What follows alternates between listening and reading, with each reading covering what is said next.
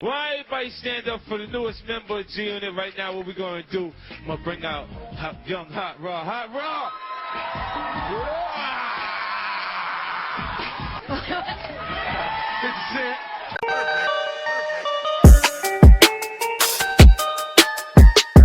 What up guys, it's your boy Ali, and welcome to Hip Hop Forever.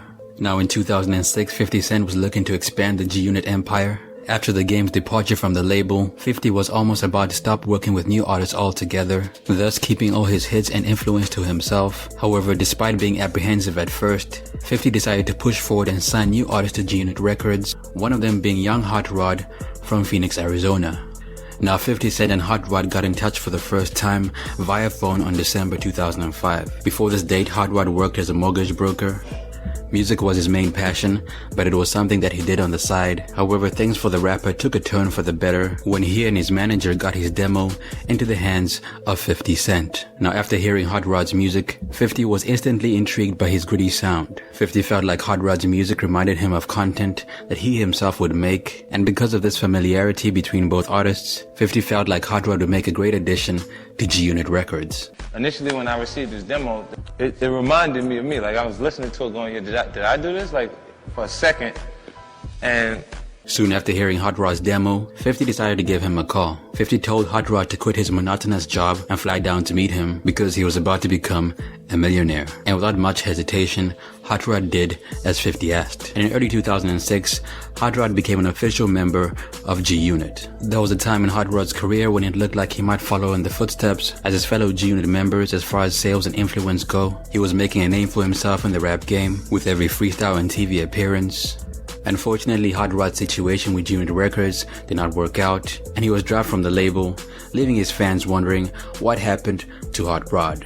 Now when 50 signed Hot Rod to G-Unit, he was essentially setting him up for success. Hot Rod went from being the guy with a regular 9-to-5 to the guy standing next to 50 Cent overnight, and the only thing left for Hot Rod to do was to provide the label with a hit record. 50 put Hot Rod's rapping skills to the test when they first met. He put Hot Rod in the studio right away because he wanted to see what Hot Rod was capable of doing, and the result of that one session became Hot Rod's first single called Be Easy, featuring Mary J. Blige.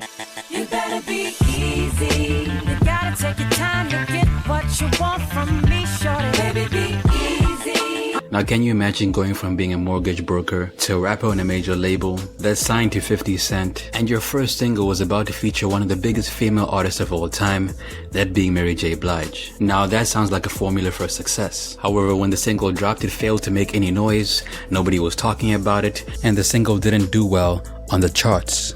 And almost instantly, Hot Rod went from being the next bright star on G-Unit to being the guy who flopped on a single with Mary J. Blige. And Hot Rod's once bright future began to darken right before our very eyes. That's when my career went, on a downhill. Now 50 didn't give up on Hot Rod. Soon after the failure of Hot Rod's first single, 50 decided to give Hot Rod another chance. At the time, 50 didn't know what to do with Hot Rod.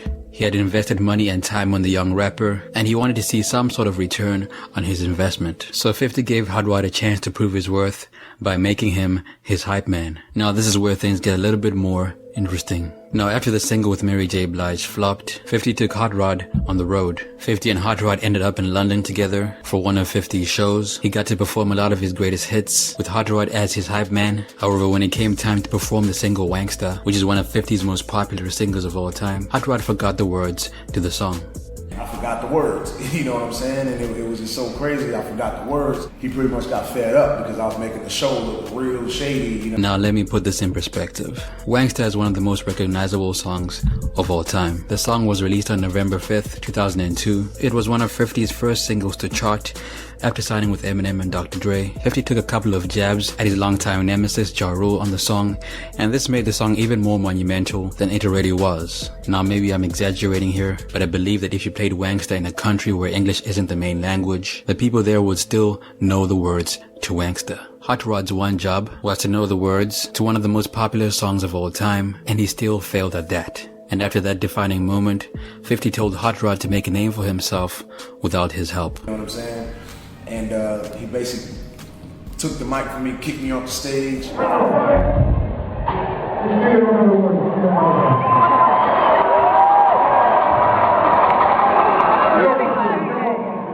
Hot Hot Rod described this night as being one of the worst nights of his life. He felt like he let 50 down once again, so he decided to take matters into his own hands and prove his worth to his G-Unit boss. 50 sat us all down. Me, Spider Loke, everyone. He told us straight up, you got to make yourselves hot. I can't just be doing everything. He wanted to see what we could do independently. This was back in 07. That's when I took to my own grind and found promoters and did things on my own. Touring really was a big part of me getting to this point. I didn't lose faith. I just realized I had to step up to the challenge. Now, as we all know, there's a huge market for American rappers overseas. When artists aren't performing well over here, they can easily make a name for themselves overseas. And that's exactly what Hot Rod decided to do. Instead of going overseas and trying to rap, Hot Rod channeled his inner Casper in Your Vest. He started releasing more pop-friendly music, and he released a dance-inspired song called I Like to Fuck, featuring Tila Tequila. Hot Rod went on to create more African-sounding songs, and he used the G-Unit brand to build a small following for himself that way. Now at first, Hot Rod didn't know if 50 would like his new style. He was very apprehensive about playing 50 his music, but he did it anyway, and much to his surprise, 50 liked what he heard. Now in 2010, 50 decided to create a subsidiary called G-Note Records. Unlike G-Unit, G-Note was supposed to focus on pop, dance, and R&B. And the first acts that signed to the label were Hot Rod and another artist called Governor. Say a few words, because I have an opportunity to make people aware of what I'm doing moving forward with G-Note Records and G-Unit Records. And I have new artists that actually signed to both of those actual imprints. And Hot Rod actually was the first artist that we signed to G-Note because of his choice to create a different sound. Now 50 put Hot Rod in the studio once again, and this time Hot Rod was able to knock out an entire album with 50's guidance. The first song that got leaked off the album was Dance With Me. I got it, you got it, we can have it together. Me and back of you in front of me, that feels so much better. Evidently the song was made for the clubs, and the great thing about it is it showcased Hot Rod's ability to create catchy pop music. Now this song isn't for me, but a lot of people like the track, and I can see what 50 was trying to do here with Hot Rod. 50 was trying to diversify his brand. He knew that there was money to be made in other genres besides hip-hop, and he thought that Hot Rod was going to introduce him to that market. It appears as though 50 built his entire label around Hot Rod's talent. Leah Sunshine was signed to G-Note Records specifically to work with Hot Rod. However, her career didn't take off, and the other artists on the label didn't really get a chance to shine. Now when 50 was asked why he created G-Note Records, he responded with the following.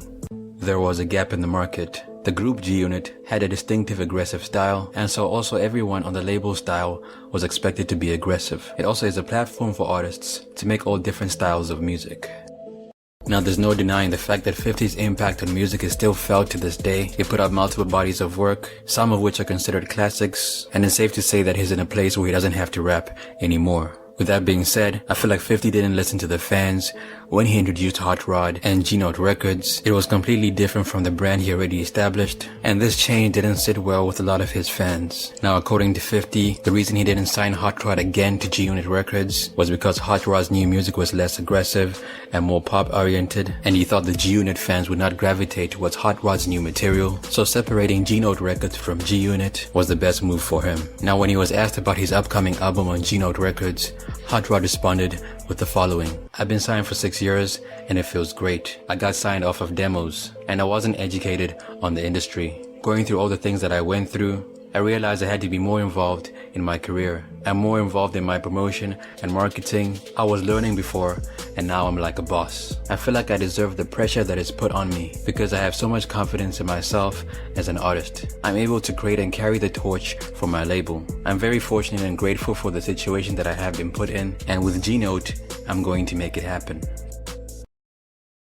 Now it's safe to say that Hot Rod did not make it happen. 50 and Hot Rod tried very hard to make G-Note Records work. However, the reception to Hot Rod's music was very lukewarm, and since 50 created the entire label around Hot Rod's talent, or lack thereof, it wasn't long before G-Note Records became a thing of the past. Now from my point of view, 50 did everything he could have done to make Hot Rod a thing. He gave Hot Rod several opportunities to make a name for himself. However, at the end of the day, the fans weren't really feeling his music, and 50 had to cut his losses. Now I've said this before in my previous videos, but by 2006, G-Unit started to decrease in popularity because of the changing times and also because of all the beefs 50 was involved in at the time. Once the game and 50 started beefing in 2005, it created a divide amongst the G-Unit fan base. A lot of fans sided with 50 because he was the bigger artist at the time and he was responsible for putting the game on. And at the same time, a lot of fans sided with the game because they related to his movement and they wanted to see a beef happen. Because hip-hop beef is very entertaining. The game did a lot of damage to the G-Unit brand, not to mention times were changing, and trap music was increasing in popularity, so even if Hot Rod was able to release a quality album, nobody would have cared, because the fans were already moving on from G-Unit, and most of the fans didn't even know what G-Note Records was.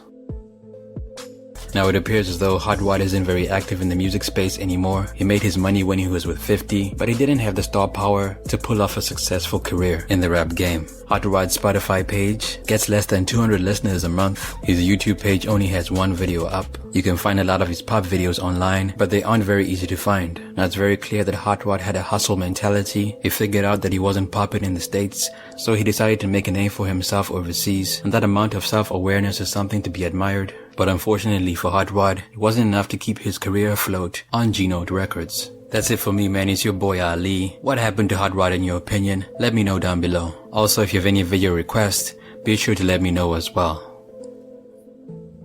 Peace.